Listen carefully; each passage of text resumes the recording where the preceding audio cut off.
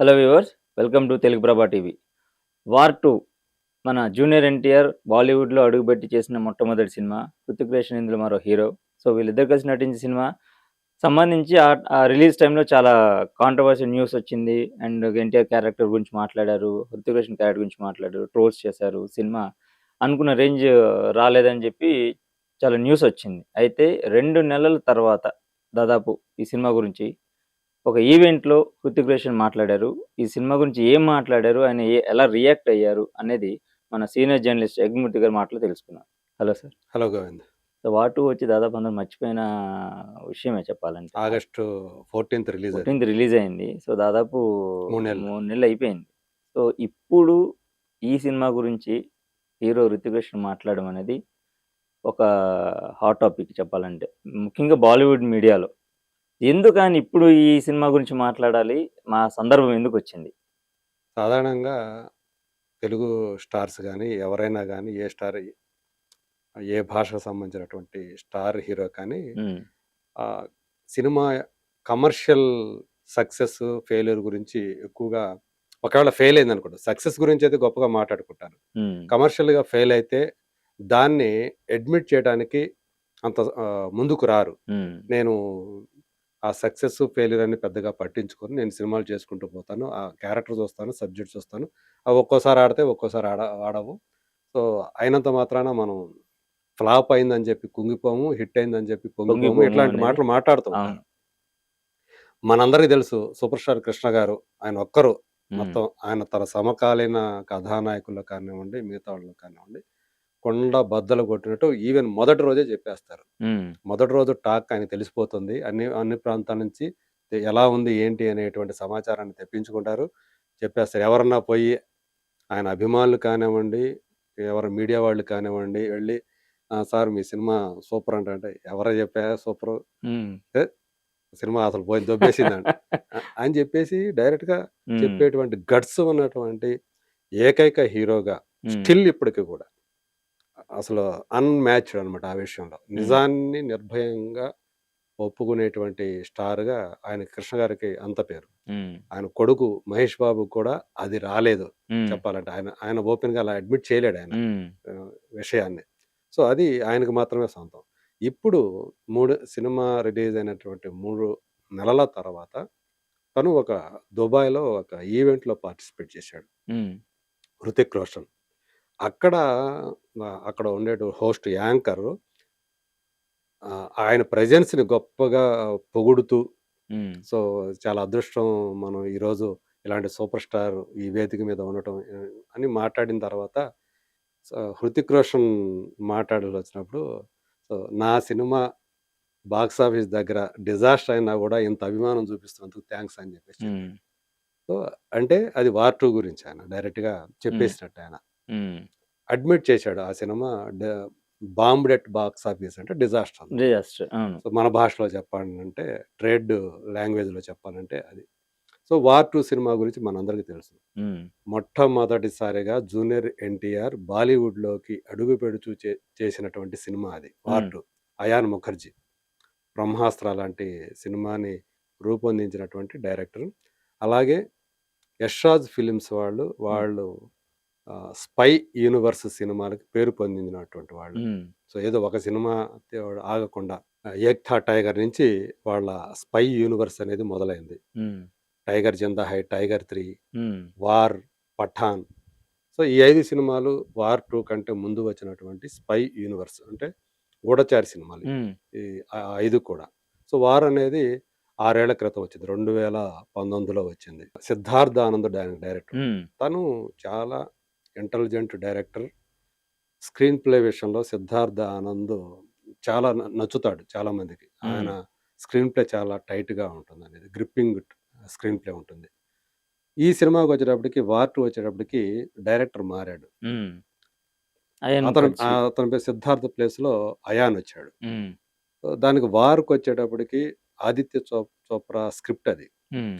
ఈ స్క్రిప్ట్ వచ్చేటప్పటికి వేరే ఇద్దరు గూడా పనిచేశారు. హ్మ్. ఆదిత్య చోప్రాతో పాటు ప్రొడ్యూసర్. హ్మ్. 'దిల్వాలే దుల్హనియా లే జాయేంగే' సినిమాతోటి డైరెక్టర్‌గా పరిచయమయ్యి, ఇప్పటికి 30 ఏళ్ల నుంచి ఆ సినిమా ఆడుతూనే ఉంది. హ్మ్. ఆ సినిమా దర్శకుడు తను 'ఆదిత్య చోప్రా'. సో, 'యష్ చోప్రా' తర్వాత హ్మ్.